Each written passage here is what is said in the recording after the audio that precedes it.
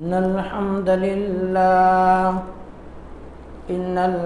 لله نحمده ونستعينه ونستغفره ونعوذ بالله من شرور أنفسنا ومن سيئات أعمالنا من يهده الله فلا مضل له ومن يضلله فلا هادي له وأشهد أن لا إله إلا الله وأشهد أن محمدا عبده ورسوله يا أيها الذين آمنوا اتقوا الله حق تقاته ولا تموتن إلا وأنتم مسلمون يا أيها الناس اتقوا ربكم الذي خلقكم من نفس واحدة وخلق منها زوجها وبث منهما رجالا كثيرا ونساء واتقوا الله الذي تساءلون به والأرحام إن الله كان عليكم رقيبا يا أيها الذين آمنوا اتقوا الله وقولوا قولا سديدا يصلح لكم أعمالكم ويغفر لكم ذنوبكم ومن يطع الله ورسوله فقد فاز فوزا عظيما أما بعد فإن خير الحديث كتاب الله وخير الهدي هدي محمد صلى الله عليه وسلم وشر الأمور محدثاتها وكل محدثة بدعة وكل بدعة ضلالة وكل ضلالة في النار فقد قال الله تبارك وتعالى في كلامه المجيد والفرقان الحميد أعوذ بالله من الشيطان الرجيم بسم الله الرحمن الرحيم ألف لام ميم ذلك الكتاب لا ريب فيه هدى للمتقين الذين يؤمنون بالغيب ويقيمون الصلاة ومما رزقناهم ينفقون والذين يؤمنون بما أنزل إليك وما أنزل من قبلك وبالآخرة هم يوقنون أولئك على هدى من ربهم وأولئك هم المفلحون قال رب اشرح لي صدري ويسر لي أمري واحلل عقدة من لساني يفقه قولي رب زدني علما رب زدني علما اللهم رب زدني علما سبحانك لا علم لنا إلا ما علمتنا إنك أنت العليم الحكيم لا يكلف الله نفسا إلا وسعها لها ما كسبت وعليها ما اكتسبت ربنا لا تؤاخذنا إن نسينا أو أخطأنا ربنا ولا تحمل علينا إصرا كما حملته على الذين من قبلنا ربنا ولا تحملنا ما لا طاقة لنا به واعف عنا واغفر لنا وارحمنا أنت مولانا فانصرنا على القوم الكافرين محترم حاضرین جمعہ، دینی اور ملی بھائیوں، عزیز بچوں، پردہ نشین خواتین اسلام، میری معزز اسلامی ماں اور بہنیں، تمام تعریف، حمد و ثنا، کبریائی و بڑائی اس وحدہ لا شریک خالق کائنات مالک ارض و سما کے لیے، جس نے ہم بنی و انسانوں کو اس روئے زمین کے اندر مبعوث کیا، اس روئے زمین کے اندر پیدا فرمایا، اور پیدا کرنے کے بعد اللہ سبحانہ و تعالی نے ہمیں یہی نہیں چھوڑا بلکہ ہماری رہبری کے لیے، ہمارے رشد و ہدایت کی خاطر 1,00,000 کم و بیش 24,000 انبیاء کرام کو اس روئے زمین کے اندر مبعوث کیا، اس روئے زمین کے اندر بھیجا۔ تمام کے تمام نبیوں کے اوپر درود ہو اور تمام کے تمام رسولوں کے اوپر بھی، خصوصاً بالخصوص میرے اور آپ کا آقا جناب محمد کریم صلی اللہ علیہ وسلم پر۔ اللہم صلی علی محمد وعلی آل محمد کما صلیت علی ابراہیم وعلی آل ابراہیم انکا حمید مجید۔ اللہم بارک علی محمد وعلی آل محمد کما بارکت علی ابراہیم وعلی آل ابراہیم انکا حمید مجید۔ محترم سامعین کرام، میں نے آپ حضرات کے سامنے خطبہ مسنہ کے بعد قرآن مقدس سے 5 آیتیں پڑھی ہیں، 5 آیتیں، جو آیتیں سورہ بقرہ کی ہے، اور آیت 1 سے لے کر کے 5 ہیں، ترتیب کے حساب سے سیریل بہ سیریل آپ حضرات کے سامنے 5 آیتیں پڑھی گئی ہے سورہ بقرہ سے۔ اس مناسبت سے آج میں آپ حضرات کے سامنے بیان کروں گا اسلام کے جو بیسک چیزیں ہیں، بیسک چیزیں، جن چیزوں کو ایک مسلمان کو جاننا نہایت ہی ضروری ہے۔ اگر وہ انسان مسلمان ہے، مسلمان گھرانے کے اندر پیدا ہوا ہے، تو انہیں کم از کم ان باتوں کا علم ہونا تو ضروری ہے، اس بات کا جاننا ضروری ہے۔ وہ چیز بیان کروں گا، یعنی ارکان ایمان، ارکان ایمان، یعنی ایمان کے کتنے سارے ارکان ہیں، وہ چیز آپ حضرات کے سامنے بیان کروں گا۔ اس چیز کا جاننا نہایت ہی ضروری ہے۔ اور ایمان ایسی چیز ہے میرے بھائی، آؤ میں بتاؤں آپ کو، ایمان ایسی چیز ہے کہ اگر اہل ایمان ہے، اگر ایمان والا ہے، وہ انسان جنت کے اندر جائے گا۔ اگر ایمان نہیں ہے تو پھر وہ انسان جنت کے اندر نہیں جائے گا، چاہے کچھ بھی وہ اعمال کر لے، وہ جنت کے اندر نہیں جائے گا۔ کوئی بھی نیکی کے کام کر لے، جب تک کہ کلمہ شہادتین کا اقرار نہیں کیا ہے، نبی کریم صلی اللہ علیہ وسلم کی لائے ہوئے شریعت کو نہیں مانا ہے، تب تک کوئی انسان ایمان والا نہیں ہو سکتا ہے اور جنت کے اندر نہیں جا سکتا ہے۔ تو سب سے پہلے جانیں کہ ایمان کہتے کسے ہیں۔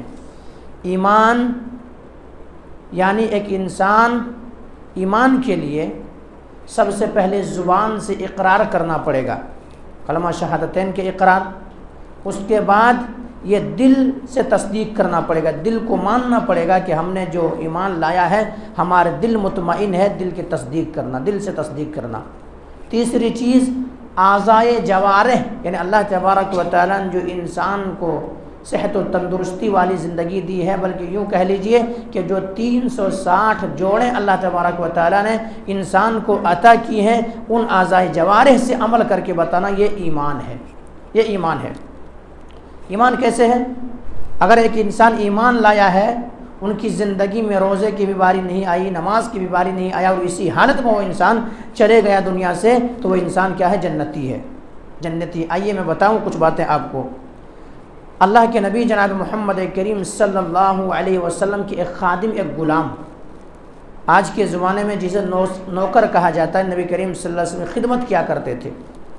وہ بچہ غلام جو تھا یہودی تھا، یہودی یعنی اسلام سے کوئی تعلق نہیں تھا ان کا، یہودی بچہ تھا، نبی کریم صلی اللہ علیہ وسلم خدمت کیا کرتے تھے۔ اچانک ایک دن اتفاق سے بیمار پڑ گئے، اور ایسے بیماری لاحق ہو گئی، ایسے بیماری لاحق ہو گئی کہ پھر جان دوبارہ کیا جان جانے کا خطرہ ہے، یعنی سکرات میں پہنچ گئے۔ نبی کریم صلی اللہ علیہ وسلم کیا دیکھتے ہیں کہ وہ بچہ جو میرے پاس آتا تھا وہ نہیں آ رہے ہیں، پتہ یا کرایا گیا، تو پتہ کرنے کی وجہ سے یہ پتہ چلا کہ وہ بیمار ہو گئے ہیں اور آخری سانسیں لے رہے ہیں۔ اللہ کے نبی جناب محمد کریم صلی اللہ علیہ وسلم ان کی خدمت میں پہنچے، خود چل کے گئے میرے اور آپ کا آقا۔ یہ نبی کے ایک اخلاق پر دھیان دیجئے، ایک یہودی بچہ ہے، خود چل کر کے جا رہا ہے، اور نبی کریم صلی اللہ علیہ وسلم چل کے جانے کے بعد وہاں پہنچے، اور پہنچنے کے بعد ابو بکر صدیق رضی اللہ تعالیٰ عنہ بھی سامنے موجود تھے، اور دیگر صحابہ کرام بھی موجود تھے۔ اللہ کے نبی جناب محمد کریم صلی اللہ علیہ وسلم اس بچے سے کہتے ہیں، اس غلام سے کہتے ہیں، یا غلام قولوا لا الہ الا اللہ تفلحوا، کہو کامیاب ہو جاؤ گے۔ قولوا لا الہ الا اللہ تفلحوا، کہو کامیاب ہو، لا الہ الا اللہ پڑھ دو، کلمہ شہادتین کی اقرار کر دو، کامیاب ہو جاؤ گے۔ وہ بچہ ایک بار اپنے والد محترم کو دیکھتا ہے، اپنے باپ کو دیکھتا ہے، اور ایک بار نبی کریم صلی اللہ علیہ وسلم کو دیکھتا ہے۔ آخرکار یہودی جانتا ہے، یہودی کو اس بات کا علم ہے کہ آخری پیغمبر جو آئیں گے ان کے نام محمد ہوں گے، اور اس طرح سے اسلام کو یہودی سمجھتے ہیں، اس طرح سے اسلام کو جانتے ہیں۔ اللہ تبارک و تعالیٰ نے کہا کہ یعرفون ابناءہم، جیسے کہ یہ اپنے بیٹوں کو سمجھتے ہیں، اپنے بیٹوں کو جانتے ہیں ایسے اسلام کو یہ جانتے ہیں، نبی کے تعلق سے ان کو کیا ہے؟ علم ہے۔ تو یہ بچہ ایک بار اپنے باپ کو دیکھتا ہے، ایک بار نبی کریم صلی اللہ علیہ وسلم کی طرف نظریں کرتا ہے، آخر کار ان کے باپ نے کہا ہے کہ بیٹے ابو القاسم جو کہہ رہے ہیں، یعنی اللہ کے نبی جناب محمد کریم صلی اللہ علیہ وسلم جو باتیں کہہ رہے ہیں یہ صحیح ہے، یہ کہنا ہی تھا۔ فوراً وہ یہودی بچہ کیا کہ اسلام قبول کیا، کلمہ شہادتین کے اقرار کیا اور مسلمان ہو گئے۔ ابھی ان کی زندگی میں نماز کی باری نہیں آئی، روزے انہوں نے نہیں رکھا، اور اسی حالت میں وہ پہنچ کر گئے، یعنی ایسے انتقال ہو گیا۔ اللہ کے نبی نے کہا کہ ایک بچہ ایک انسان جہنم کی آگ سے بچ گیا، تو صرف ایمان لانے کی وجہ سے، کیونکہ ان کی زندگی میں وہ روزے اور نماز کی باری آئی ہی نہیں۔ تو یہ ایمان کی اہمیت ہے میرے بھائی، یہ ایمان کی اہمیت ہے۔ ایک انسان اگر ایمان والا ہے، ان کی زندگی میں شرک نہیں ہے، چاہے وہ جتنا بھی گناہ کیا ہے، اللہ سبحانہ و تعالی جو ہے ان کو جہنم کی، چاہے تو اللہ تبارک و تعالی جہنم کے عذاب چکھائے ان کو، اور چکھانے کے بعد پھر جہنم سے نکالے اور جنت کے اندر داخلہ دے۔ اگر اہل ایمان ہے، ایمان والا ہے، ان کی زندگی میں شرک نہیں ہے، تو حالت شرک میں موت نہیں ہوئی ہے، تو ان کو اللہ تبارک و تعالی جنت عطا کرے گا، چاہے عذاب چکھ لینے کے بعد یا بغیر عذاب دینے کے بعد۔ یہ اللہ کی مرضی، اللہ کی مصلحت، اللہ جیسا چاہے کریں گے۔ لیکن اگر کوئی انسان حالت کفر میں مر گیا ہے، شرک کی حالت میں مر گیا ہے، ایک اللہ رب العالمین کی بندگی نہ کرتے ہوئے، ایک اللہ رب العالمین کی عبادت نہ کرتے ہوئے، ایک اللہ رب العالمین پوجا نہ کرتے ہوئے، ایسی حالت میں ان کی وفات ہوئی ہے، ایسی حالت میں اگر مرا ہے تو کیا ہے؟ انہ من یشرک باللہ فقد حرم اللہ علیہ الجنہ۔ تو اللہ تبارک و تعالی مشرکوں کے لیے دو ٹوک انداز میں قرآن کے اندر واضح انداز میں بیان کر دیا کہ مشرکوں کے لیے اللہ تبارک و تعالی کیا ہے؟ جنت کو حرام کر دیا ہے۔ شرک، حالت شرک میں مرا ہے، ان کے لیے جنت نہیں ہے، چاہے وہ کتنا ہی عبادت کر کے کیوں نہ گزرا ہو، کتنا بھی اسلام کی خدمت کر کے کیوں نہ گزرا ہو، اگر حالت کفر میں، حالت شرک میں موت آئی ہے تو وہ انسان جنت کے اندر نہیں جائیں گے۔ اس کی مثال میں بیان کروں، آپ کو بتاؤں، اللہ کے نبی جناب محمد کریم صلی اللہ علیہ وسلم کا چچا ابو طالب، یہ نبی اکرم جناب محمد کریم صلی اللہ علیہ وسلم کی خدمت ہمیشہ کرتے رہے، یہاں تک کہ اسلام کی سربلندی کی خاطر نبی کریم صلی اللہ علیہ وسلم جو بھی محنتیں کرتے، جو بھی قد و کاوشیں کرتے، یہ نبی اکرم جناب محمد کریم صلی اللہ علیہ وسلم ام محترم، چچا محترم پوری زندگی بھر ساتھ دیتے رہے۔ لیکن مرنا تو ہے، ہر انسان کو مرنا ہے۔ جب ان کی موت کا وقت آیا، نبی کریم صلی اللہ علیہ وسلم جیسے کہ اس بچے کے پاس پہنچا تھا، نبی کریم صلی اللہ علیہ وسلم اپنے چچا کے پاس بھی پہنچ گئے اور کہنے لگے، امی محترم، چچا محترم، آپ کلمہ پڑھ لیجئے، آپ اسلام قبول کر لیجئے، آپ ایمان والے ہو جائیے، آپ مجھے مان لیجئے، آپ میرے ذات کو تو مانتے ہی ہیں، آپ میری حفاظت کرتے ہیں، آپ میری بات کو بھی مان لیجئے، تو یہ چیز ہے۔ لیکن ایک بار یہ شخص اللہ کے نبی جناب محمد کریم صلی اللہ علیہ وسلم کے ام محترم، چچا محترم دیکھتے ہیں نبی کریم صلی اللہ علیہ وسلم کی طرح، نبی کریم صلی اللہ علیہ وسلم امید جاگ جاتی ہے کہ شاید کہ میرے چچا کلمہ پڑھ لیں گے، لیکن وہاں پہ کلمہ کو پڑھنے سے روکنے والے بھی بیٹھے ہوئے تھے۔ ابو جہل اور امیہ بن خلف جیسے شخص وہاں پہ موجود تھے، کہنے لگے، اے ابو طالب، کیا تم آخری وقت پہ مرتے دم تم اسلام کیا کرو گے؟ اسلام اپنا لوگے؟ باپ دادا کے دین کو چھوڑ دو گے؟ پھر لوگ تمہیں کیا کہیں گے؟ آخر کار زبان سے یہ بات ان کی نکلی کہ بیٹے مجھے نار گوارا ہے، مجھے جہنم میں جانا گوارا ہے، لیکن لوگ میری بے عزتی کریں، مجھے آر گوارا نہیں ہے، اور کلمہ نہیں پڑھا، اور اسی حالت میں قبض سے انصری سے جان پرواز کر گئی اور وہ انسان مر گئے، حالت کفر میں موت ہوئی۔ نبی کریم صلی اللہ علیہ وسلم کے چہیتے ہیں، نبی کریم صلی اللہ علیہ وسلم انہیں چاہتے ہیں، اور یہ شخص بھی نبی کریم صلی اللہ علیہ وسلم چاہتے ہیں، زندگی بھر ساتھ دیے ہیں، لیکن حالت کفر میں، حالت شرک میں موت ہوئی ہے، تو ایسے انسان کو بھی جہنم کے عذاب چکھنا پڑے گا۔ اور انہیں نبی کریم صلی اللہ علیہ وسلم قربت کی وجہ سے، محبت کی وجہ سے جو ہوگی وہ یہ ہے جہنم کے سب سے ہلکا عذاب، جہنم کے سب سے ہلکا عذاب ان کو دیا جائے گا، یعنی ان کے پاؤں تلے آگ کی جوتی رکھی جائے گی، یا انہیں آگ کے جوتے پہنائے جائیں گے، جس کی وجہ سے ان کے دماغ کھول رہا ہوگا۔ کیا حالت کفر میں مرا ہے، کیا نبی کریم صلی اللہ علیہ وسلم چچا ہے؟ کام نہیں آ سکے۔ یہ ہے ایمان۔ لیکن یہی اگر حالت ایمان میں انسان مرا ہے تو اللہ تبارک و تعالیٰ چاہے تو ان کو جنت دے دے، لیکن دوسری شرط یہ ہے کہ شرک اپنی زندگی میں نہ کیے ہو۔ آج انسان شرک کرتا ہے، ہر ناحیے سے شرک۔ کیسے شرک؟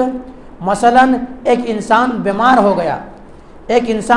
ہو گیا، بیماری لاحق ہو گئی ان کی زندگی کے اندر، وہ ڈاکٹر کے پاس جاتا ہے، ان کے پاس جاتا ہے، ان کے پاس جاتا ہے، کیا مرض کام نہیں کرتا، مرض اور بڑھتا ہے۔ وہ انسان کسی عالم دین کے پاس جاتا ہے، کسی مولوی کے پاس جاتا ہے، اب وہ عالم کیا کرتا ہے، انہیں دین تو معلوم نہیں، شریعت تو معلوم نہیں، یا معلوم بھی ہے تو لوگوں کو کیا بیوقوف بنانا ہے، وہ کیا کرتا ہے، ایک تعویذ لکھ کے دے دیتا ہے، وہ تعویذ پہن لیتا ہے گلے کے اندر، وہ بھی شرک ہے۔ اللہ کے نبی جناب محمد کریم صلی اللہ علیہ وسلم نے فرمایا من تعلق تمیمۃ فقد اشرک۔ اللہ کے نبی کی زبان اطہر سے یہ نکلی ہوئی بات ہے، کسی اور کی بات نہیں ہے۔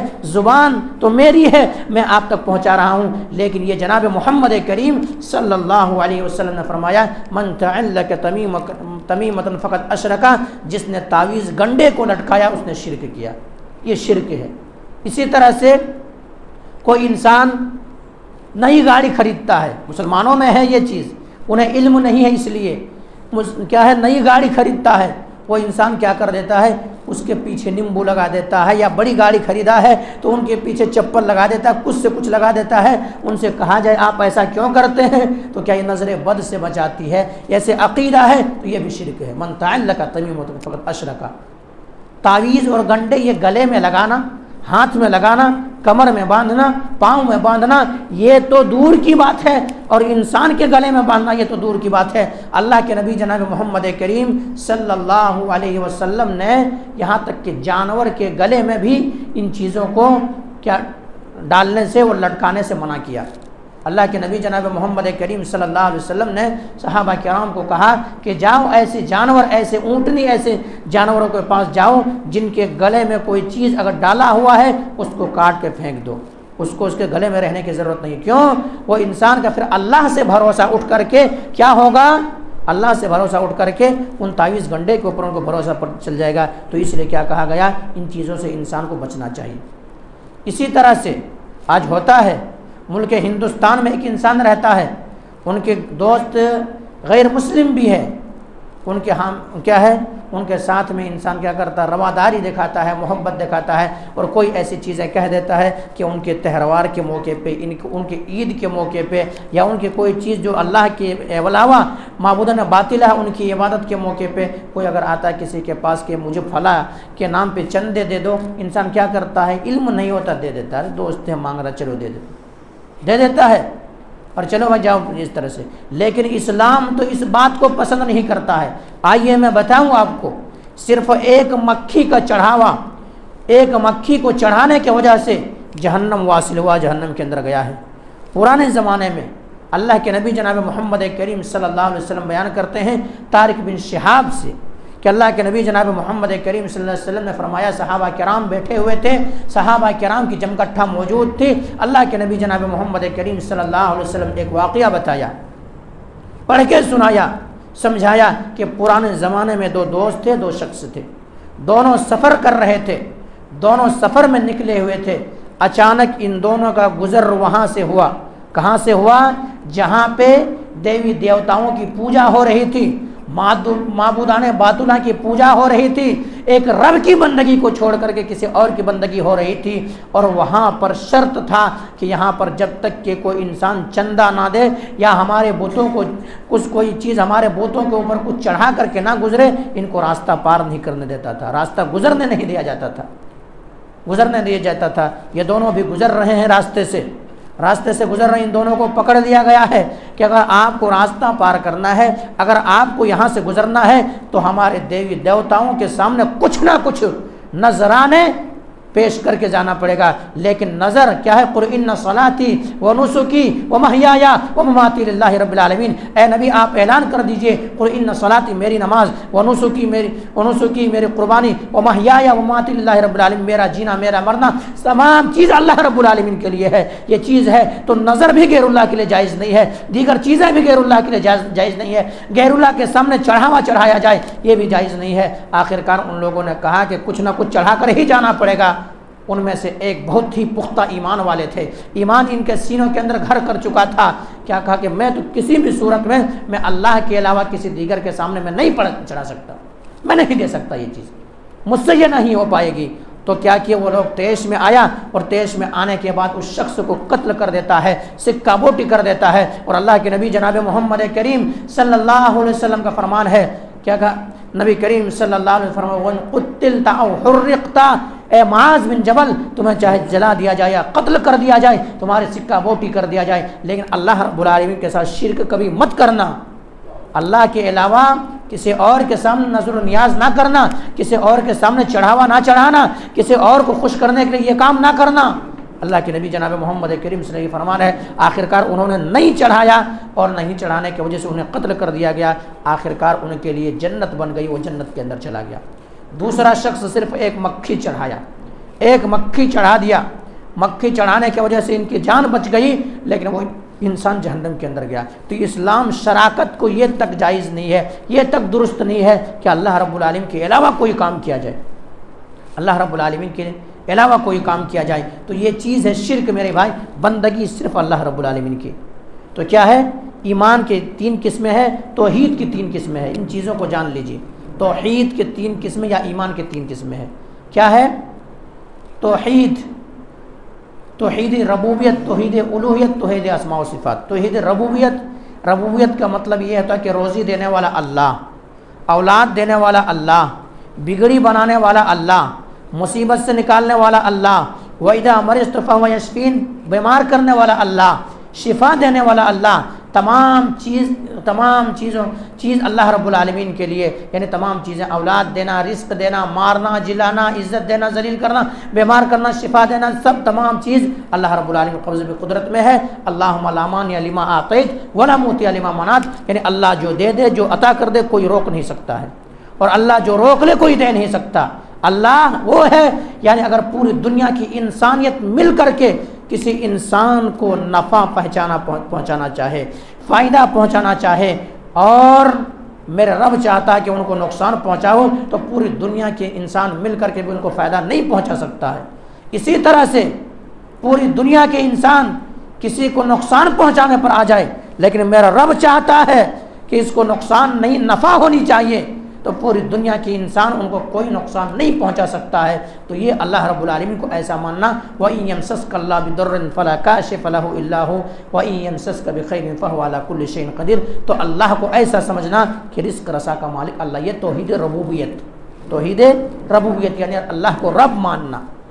توحید الوہیت مانی صرف اللہ رب العالمین کی عبادت کی جائے، سر اگر جھکایا جائے تو اللہ رب العالمین کے سامنے، مانگا جائے تو اللہ رب العالمین کے سامنے، اگر کسی چیز کا سوال کیا جائے تو اللہ رب العالمین کے سامنے۔ اور ہم اور آپ یہ سوال بھی کرتے ہیں، لیکن ہمیں اور آپ کو عربی نہیں آتی ہے، اسی لیے ہمیں اور آپ کو یہ سمجھ میں نہیں آتی ہے۔ ہم اور آپ 12 نماز کے اندر کہتے ہیں ایاک نعبد و ایاک نستعین، ایاک نعبد و ایاک نستعین، میننگ کیا ہے؟ اے اللہ ہم تیری ہی عبادت کرتے ہیں، اے اللہ عبادت اگر کرتے ہیں تو تیری عبادت کرتے ہیں، سر کو جھکاتے ہیں تو تیرے سامنے جھکتے ہیں، رکوع کے کیفیت میں جاتے ہیں تو تیرے سامنے جاتے ہیں، نظر و نیاز کرتے ہیں تو تیرے خوشنودی کی خاطر کرتے ہیں۔ ایاک نعبد و ایاک نستعین، اے اللہ ہم تیری ہی عبادت کرتے ہیں اور تجھ ہی سے مدد چاہتے ہیں۔ یہ توحید الوہیت یعنی صرف ایک اللہ رب العالمین کی بندگی کی جائے، اللہ رب العالمین کی بندگی کی جائے۔ تیسری چیز توحید اسماء و صفات۔ توحید اسماء و صفات یہ کیا ہے؟ اللہ تبارک و تعالیٰ نے جتنے سارے باتیں بتائے ہیں، مثلا بصیر، تو اللہ رب العالمین کے بصیر کا مطلب ہوتا ہے آنکھ، اللہ رب العالمین کی آنکھیں ہیں۔ سمیع کا مطلب کان، اللہ رب العالمین کان ہے۔ اب اللہ کہ کیسی ہے اس کی کیفیت ہمیں آپ کو معلوم نہیں ہے، اسی لیے کسی سے سوال کیا گیا کہ اللہ کی کیفیت بتائیے، تو بتایا گیا کہ الاستوا معلوم، استوا معلوم ہے، والکیف مجہول، والایمان بھی واجب، ہمیں ایمان لانا واجب ہے، والسوال عنہ بدعہ۔ اب اللہ کیسے ہے، اللہ کس حالت میں ہے، ایسا سوال کرنا یہ کیا ہے، یہ بدعت ہے، ایسا سوال نہیں کیا جائے گا۔ لیکن اسماء و صفات کے اوپر ایمان لانا ضروری ہے۔ تو یہ بیسک چیزیں اسلام کے لیے جو ہے، تین چیزیں، توحید کی جو اہم قسمیں ہے، توحید ربوبیت۔ توحید ربوبیت کا مطلب یہ ہوتا ہے رزق دینے والا اللہ کو ماننا، روزی دینے والا اللہ کو ماننا، اولاد دینے والا اللہ کو ماننا، تمام چیزیں بگڑی بنانے والا اللہ کو ماننا، یہ توحید ربوبیت۔ توحید اسماء، توحید الوہیت یعنی عبادت صرف اور صرف اللہ رب العالمین کی کی جائے گی۔ توحید اسماء و صفات، اللہ رب العالمین کے اسماء و صفات کے اوپر ایمان لانا، یہ توحید کی تین اہم قسمیں ہیں۔ ورنہ اگر اللہ کی بھی ہم بندگی کریں گے، دیگر عبادتوں کی بھی بندگی کریں گے، ایسا اگر ہوتا تو آج ہر انسان مسلمان ہوتے۔ اور نبی کے دور میں ایسا آفر رکھا گیا، ایسا آفر رکھا گیا، کیا آفر؟ نبی کریم صلی اللہ علیہ وسلم کے سامنے لوگ آئے مشرکین اور دیکھنے لگے کہ اب ہمارا کوئی چارہ نہیں چل رہا ہے، ہمارے معبودوں کو لوگ غلط کہہ رہے ہیں، اور ہمارے معبودوں کے سامنے روز لوگ سجدہ ریز ہونے کے بجائے ایک اللہ کی بندگی کرنا شروع کر دیے ہیں، اب تو کچھ چلنے والا نہیں ہے۔ اب نبی کی خدمت میں پہنچ گئے کہ اللہ کے نبی جناب محمد کریم صلی اللہ علیہ وسلم، بات یہ ہے کہ آپ ایسا کر لیجئے کہ ہمیں تو پورا یقین نہیں ہوتا کہ ہمارا دھرم صحیح ہے یا آپ کا مذہب صحیح ہے، اسلام صحیح ہے، اس لیے ہمیں سمجھ میں نہیں آتی ہے۔ ایسا کیجئے 6 ماہ ہم آپ کے رب کی عبادت کر لیتے ہیں، 6 مہینے تک آپ کے رب کی عبادت کر لیتے ہیں۔ آپ جس رب کی طرف بلاتے ہیں، جس رب کی طرف دعوت دیتے ہیں، جس اللہ کی الوہیت کی طرف دعوت دیتے ہیں، اس الوہیت کو مان جاتے ہیں، اور 6 ماہ تک ہم ان کی عبادت کر لیتے ہیں۔ اور 6 ماہ ایسا کیجئے دونوں بیلنس بنے رہے، نہ تو ہم آپ کو کچھ کہیں گے، نہ تو آپ ہمیں کچھ کہنا، ہم اور 6 ماہ آپ کے رب کی عبادت ہم کر لیں گے، پھر ہمارے معبودین باطلہ جو ہے ان کی آپ 6 ماہ عبادت کر لیں، ان کی عبادت کر لیں۔ اللہ کے نبی جناب محمد کریم صلی اللہ علیہ وسلم خاموشی اختیار کیے ہوئے ہیں، کوئی زبان سے کوئی بات نہیں نکالے۔ اللہ تبارک و تعالیٰ نے وہی جبریل امین کو نبی کے اوپر نازل کی، اور قرآن کی صورت میں قرآن نازل ہو گئی۔ قل یا ایھا الکافرون لا اعبد ما تعبدون، قل یا ایھا الکافر، اے کافرو لا اعبد ما تعبدون، تم جس کی عبادت کرتے ہو ہم اس کی عبادت نہیں کر سکتے۔ اور لکم دینکم ولی دین تک نازل ہوئی کہ تمہارا دین تمہارے لیے ہے، ہمارا دین ہمارے لیے، ہم جس کی عبادت کرتے۔ قل یا ایھا الکافرون لا اعبد ما تعبدون ولا انتم عابدون ما اعبد، کہ ایسا کہ ہم جس کی عبادت کرتے تم اس کی عبادت نہیں کر سکتے، اور تم جس کی عبادت کرتے ہم اس کی عبادت نہیں کر سکتے، تمہارا دین تمہارے لیے ہے اور ہمارا دین ہمارے لیے۔ تو یہ اسلام ہے۔ ایسا ورنہ کتنا اچھا آفر پیش کیا گیا تھا، لیکن نہیں، اگر اب شریعت چلے گی تو اللہ کے نبی جناب محمد کریم صلی اللہ علیہ وسلم کی شریعت چلے گی، دین چلے گی، تو صرف اور صرف یہی دین اسلام چلے گی، دیگر دین نہیں چلیں گے۔ اگر اس کو اپنائے گا انسان تو اس کو اپنانے کی وجہ سے اللہ تبارک و تعالیٰ جنت کے اندر ان کو جگہ دے گا، جنت کے اندر جگہ دے گا۔ تو یہ چیز توحید کیا ہے، ارکان ایمان کیا ہے، دیکھ لیجئے۔ میں نے بتایا توحید کی قسمیں 3 بتایا، توحید ربوبیت، توحید الوہیت، توحید اسماء و صفات۔ یہ بیسک چیزیں ہیں، چھوٹی چیزیں ہیں۔ ایک انسان اگر آپ سے سوال کر لے، غیر مسلم آپ سے سوال کرے کہ آپ کہتے ہیں کہ ہم مسلمان ہیں، ہم اسلام کو مانتے ہیں، تو ارکان اسلام کیا ہے آپ بتا سکتے ہیں؟ ابھی غیر پڑھ رہے ہیں ہمارے دھرم کو، غیر مسلم جو ہے وہ اسلام کو پڑھ رہے ہیں، اچھے اچھے مسائل کو پڑھ رہے ہیں۔ ابھی تریفل طلاق کے تعلق سے آیا تھا، بل پاس ہوا تھا پارلیمنٹ میں، کوئی ایک غیر مسلم بنتا ہے، مسئلہ بتاتا ہے 3 طلاق کے کیا مسئلے ہیں، وہ کیسے پڑھا قرآن کو، وہ کیسے سمجھا اسلام کو۔ کبھی اگر یہ بیسک چیزیں مسلمانوں کو جاننا ضروری ہے، تو اگر سوال کر دے کبھی غیر مسلم آپ سے کہ آپ کہتے ہیں کہ ہم مسلمان ہیں، ہم اسلام کے ماننے والے ہیں، آخر اسلام، ارکان اسلام کیا ہے، ارکان اسلام کیا ہے، اب کیسے بتائے گا انسان، وہ جانتا ہی نہیں ہے۔ تو ارکان اسلام جب وہ سمجھا ہی نہیں ہے، وہ جانا ہی نہیں ہے، تو ارکان اسلام اگر ان کو پتہ ہوگا ارکان اسلام، تو وہ کہے گا کہ ارکان اسلام 5 ہیں۔ کیا؟ کلمہ شہادتین کا اقرار، اس کے بعد اقام الصلاۃ نماز قائم کرنا، و ایتاء الزکاۃ زکوٰۃ ادا کرنا، والحج حج کرنا، من استطاع الیہ سبیلا، اقام الصلاۃ و ایتاء الزکاۃ و صوم رمضان والحج من استطاع الیہ سبیلا۔ کلمہ شہادتین کے اقرار، نماز قائم کرنا، زکوٰۃ ادا کرنا، رمضان کے روزے رکھنا اور حج کرنا، یہ ارکان اسلام ہے۔ یہ ارکان، اس پر اسلام کھڑا ہے، اسلام کے ڈھانچہ اگر رکا ہوا ہے تو یہ پانچ چیزوں پر تو یہ پانچ چیزیں، سب سے پہلے اللہ کے اوپر ایمان لائے، شہادتین، دوسری چیز شہادتین کے بعد نماز۔ آج نماز ہماری زندگی میں کوئی اہمیت نہیں رکھتی ہے، نماز کوئی اہمیت نہیں رکھتی ہے۔ آج ہمارے آپ کے اوپر مصیبتیں آ گئی، پریشانیاں آ گئی، ہم اور آپ نماز کو چھوڑ دیں، نماز ہماری زندگی میں نہیں ہے۔ لیکن میرے بھائی آئیے نماز کے بارے میں بتاؤں آپ کو، نماز تو ایک انسان کو اس وقت تک معاف نہیں ہے جب تک کہ انسان کی جان وَاعْبُدْ رَبَّكَ حَتَّىٰ يَأْتِيَكَ الْيَقِينُ، یقین نہ ہو جائے، موت نہ آ جائے، اس وقت تک معاف نہیں ہے۔ اللہ کے نبی کے سامنے ذکر کیا گیا کہ اللہ کے نبی میرے اوپر بیماری لاحق ہے، میں نماز کیسے پڑھوں؟ اللہ کے نبی نے کہا کہ دیکھو اگر تم بیٹھ کر کے نہیں، تم کھڑے ہو کر کے نماز نہیں پڑھ سکتے، بیٹھ کر کے پڑھ لو، بیٹھ کر کے پڑھ لو۔ بیٹھ کر کے نماز پڑھنے کی طاقت تمہارے اندر نہیں ہے تو ایسا کرو کہ لیٹے نماز پڑھ لو، لیٹ کر کے نماز پڑھنے کی طاقت تمہارے پاس نہیں ہے تو اشارے سے نماز پڑھو، جب تک جسم میں جان باقی ہے تب تک نماز معاف نہیں ہے۔ لیکن ہم اور آپ نماز کتنے آسانی سے چھوڑ دیتے ہیں، کیوں چھوڑتے ہیں؟ ہمیں اور آپ کو ارکان ایمان، ارکان اسلام پتہ نہیں ہے، ہم اور آپ نہیں جانتے کہ اگر ارکان اسلام میں سے کسی ایک کا انکار کر دیں گے تو ہم دائرے اسلام سے خارج ہو جائیں گے، نہیں پتہ ہے، اس لیے یہ چیز ہمیں اور آپ کو ہوتا ہے۔ تو میرے بھائیوں، نماز دیکھیے کیسی صورت میں بھی نماز انسان کے اوپر معاف نہیں ہے۔ اللہ کے نبی جناب محمد کریم صلی اللہ علیہ وسلم کی خدمت میں ایک شخص آئے، ایک آدمی آئے، نابینا صحابی رسول ہیں عبداللہ بن ام مکتوم رضی اللہ تعالیٰ عنہ، ان کی آنکھیں نہیں ہیں، آنکھیں نہیں ہیں، اور مدینے کی گلی ایسی گلی ہے، ایسی سڑک ہے کہ چاروں طرف سے کانٹے دار چھائے ہوئے ہیں، جھاڑی جنگلات ہے، اور اسی طرح سے ان کے جسم کے اندر وہ طاقت بھی نہیں کہ چل کے آ سکے مسجد تک، ان کو کوئی مسجد تک لانے والا بھی نہیں ہے۔ اللہ کے نبی کے پاس آئے، اللہ کے نبی آپ جنگل کے تعلق سے تو جانتے ہیں مدینے کے جنگلات کیسے ہیں، کانٹے سے گھرے ہوئے ہیں۔ دوسری چیز یہ ہے کہ اللہ کے نبی میں نابینا ہوں، مجھے دکھائی نہیں دیتی ہے۔ تیسری چیز یہ ہے اللہ کے نبی میرے ہڈیاں کمزور پڑ گئی ہے، میں چل نہیں سکتا ہوں۔ چوتھی چیز یہ ہے کہ مجھے مسجد تک کوئی پہنچانے والا نہیں ہے۔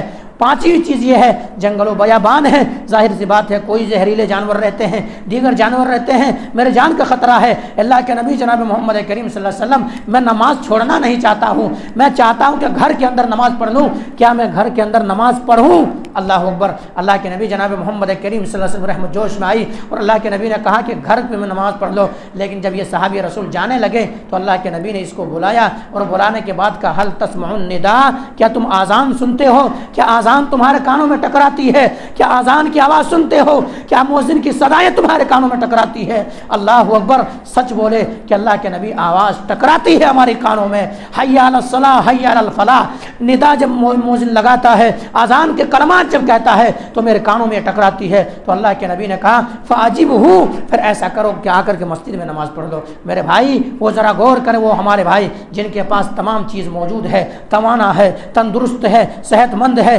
سواریاں ہیں، سب کچھ ہے ان کے پاس، لیکن نماز نہیں پڑھتے ہیں، مساجد کو نہیں آتے ہیں۔ میرے بھائی ذرا غور کریں، ذرا سوچیں کہ کیا حال، ایک نابینا صحابی رسول ہیں، مسجد تک لانے والا کوئی نہیں ہے، ہڈیاں کمزور ہو گئی ہے، دکھائی نہیں پڑتا ہے، کوئی لانے والا نہیں ہے۔ اللہ کے نبی نے کہا کہ مسجد میں آ کے نماز پڑھو۔ بھلا ہم اور آپ طاقتور ہیں، ہٹے کٹے ہیں، تندرست ہیں، توانا ہے، ہمارا آپ کی نماز کیسے معاف ہوگی؟ ذرا سوچیں، ذرا غور کریں میرے بھائی، ذرا سمجھیں میرے بھائی۔ اور ایسا نہیں، اگر ہم اور آپ مذہب اسلام کو ماننے والے ہیں، اگر کلمہ شہادتین کے اقرار کیے ہیں تو ہمیں اور آپ کو دل چاہے یا نہ چاہے ہمیں اور آپ کو ان کے اوپر عمل کرنا پڑے گا۔ اگر ہم اور آپ عمل نہیں کریں گے پھر ہم اور آپ کے لیے کار خیر نہیں ہوں گے، ہمارے آپ کے یہ بہانے اللہ کے سامنے نہیں چلیں گے، کوئی بہانے نہیں چلیں گے۔ اللہ نے یہ بھی تو نہیں کہا ہے کہ آپ صرف ایسا کرو کہ نماز ہی کے اندر لگے رہیے، آپ دیگر کام مت کیجیے، ایسا تو نہیں کہا ہے۔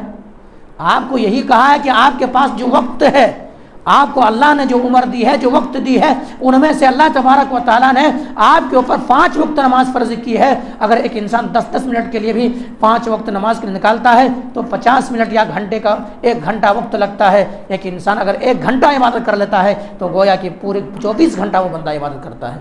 لیکن ایک بندہ اگر 1 گھنٹہ بھی عبادت نہیں کرتا ہے، رب کی بندگی کو چھوڑ دیتا ہے، تو گویا کہ اللہ کی نافرمان ہے ایسے انسان۔ اور اللہ کے نبی جناب محمد کریم صلی اللہ علیہ وسلم نے بے نمازیوں کا حشر دیکھ کر کے آئی۔ کیا حشر ہے بے نمازی؟ بے نمازی ہے جن کے سر نمازوں کے وقت بھاری ہو جایا کرتا ہے۔ کیسے؟ یعنی ان کو کانوں میں ٹکراتی ہے حی علی الصلاۃ حی علی الفلاح، یہ انسان کہتا ہے دکان سے اٹھنے کے لیے تیار نہیں ہے، ان کے کانوں میں ٹکراتی ہے الصلاۃ خیر من النوم، کہ نماز جو ہے نیند سے بہتر ہے، لیکن یہ بستر چھوڑنے کے لیے تیار نہیں ہے۔ یہ انسان کہتا ہے کہ اگر میں بستر چھوڑوں گا تو نیند مکمل نہیں ہوگی، کیا کیا سوچ کر کے یہ چھوڑنے کے لیے تیار نہیں ہے۔ ایسے انسان کا حشر میرے آقا نے دیکھا، میرے نبی نے اپنے آنکھوں سے مشاہدہ کیا ہے۔ اللہ کے نبی جناب محمد کریم صلی اللہ علیہ وسلم معراج کے اندر گئے ہیں، وہاں ایک انسان ہے جو گدیوں کے بل لیٹا ہوا ہے، گدیوں کے بل لیٹا ہوا ہے، اور ان کے سر پہ پتھروں کی بارش ہو رہی ہے، پتھر سے ان کے سر کچلا جا رہا ہے، اور ایک مرتبہ پتھر سے کچلا جاتا ہے، پھر وہی سر پھر سلامت ہو جاتا ہے، پھر کچلا جاتا ہے، پھر سلامت ہو جاتا ہے، اور مسلسل یہ عمل ہو رہا ہے۔ اللہ کے نبی جناب محمد کریم صلی اللہ علیہ وسلم نے کہا، بے نمازی جو نماز نہیں پڑھتے ہیں، مسجدوں کو آباد نہیں کرتے ہیں، میرے بھائیو ان باتوں کو سن کر کے کیا کریں، اپنے آپ کا اصلاح کریں، اور اگر مسلمان ہیں تو کیا کریں، وقت نکالیں، نماز کی پابند ہو جائیں، نماز پڑھیں، ورنہ ہمیں اور ہمارے آپ کی موت آئے گی، سانسیں رک جائے گی، اس وقت ہم اور آپ کچھ بھی کہیں گے موقع نہیں مل پائے گا۔ اس وقت ہم تو کہیں گے ایسا کریں کہ اللہ مجھے مہلت دے دیں، لیکن اس وقت مہلت نہیں ملے گی ہمیں اور آپ کو۔ تو اللہ کے نبی کیا دیکھ رہے ہیں، سر پتھروں سے کچلا جا رہا ہے، سر پتھروں سے پھوڑا جا رہا ہے، چکنا چور ہو رہا ہے۔ اللہ کے نبی نے سوال کیا، فقلت من هؤلاء یا جبریل، اے جبریل ان کی یہ کیفیت کیوں ہو رہی ہے، یہ حالت کیوں ہو رہی ہے، ان کے سر پتھروں سے کیوں کچلا جا رہا ہے، کیوں پھوڑا جا رہا ہے۔ اللہ کے نبی کو بتایا گیا، اے اللہ کے نبی جناب محمد کریم صلی اللہ علیہ وسلم، نماز کے وقت ان کے سر بھاری ہو جایا کرتا تھا، صلاۃ المکتوبہ فرض نماز کو چھوڑ کر کے یہ بندہ سویا رہا کرتا تھا، نماز ان کی زندگی میں نہیں تھی، نماز کا خیال نہیں تھا، نماز کو چھوڑا کرتا تھا۔ بے نمازی کا یہ حشر ہے، اس لیے ان کو یہ عذاب ہو رہا، اور یہ صحیح بات ہے، یہ صحیح بات ہے۔ اب اس کے اوپر یقین کب ہوگا انسان کو؟ جب معلوم ہوگا کہ ارکان ایمان کیا ہے، ارکان اسلام کیا ہے۔ ارکان ایمان میں سے ایک یہ بھی ہے کہ آخرت کے اوپر ایمان لانا، آخرت کے اوپر ایمان لانا، مالک یوم الدین قیامت کے دن کے اوپر ایمان لانا۔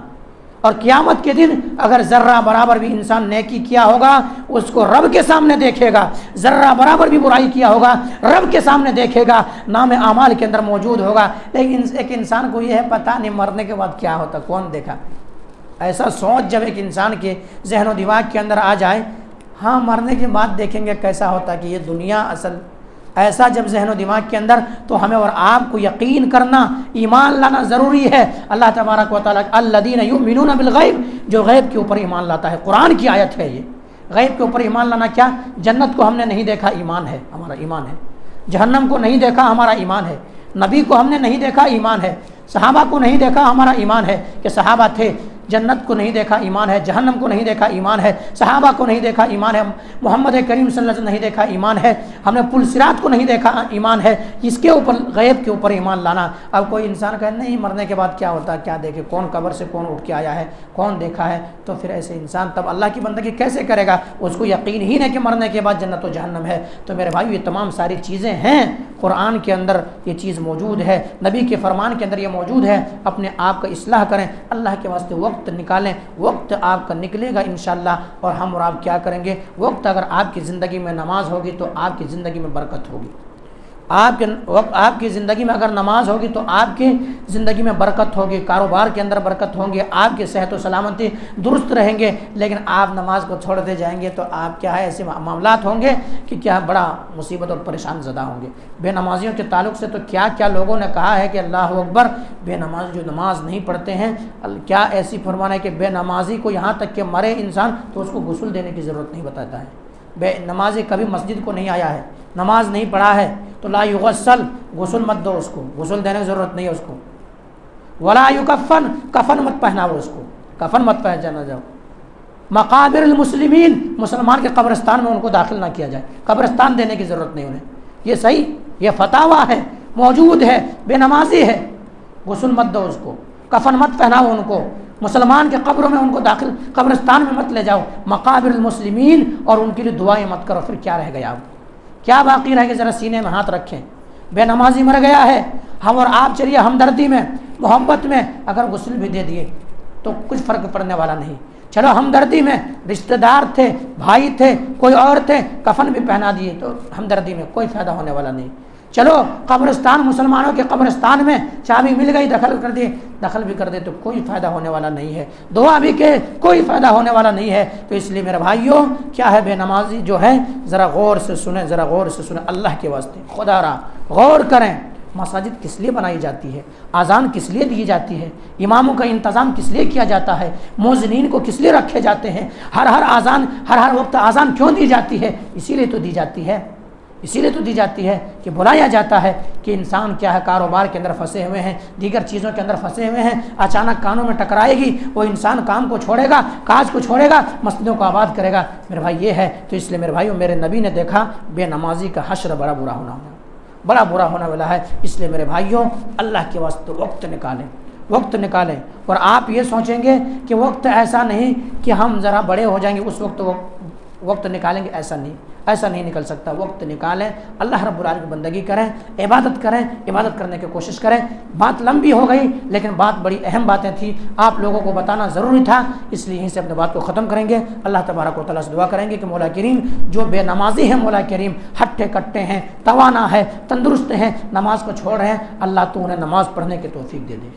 مولا کریم ہمارے مسجدیں غیر آباد ہے، مولا کریم ہمارے مسجدوں کو تو آباد کر دے۔ مولا کریم جو اس دنیا سے جا چکا ہے ان کی مغفرت فرما دے۔ مولا کریم جو قبر کے اندر مدفون ہے ان کے قبر کو تو جنت کا باغ بنا دے۔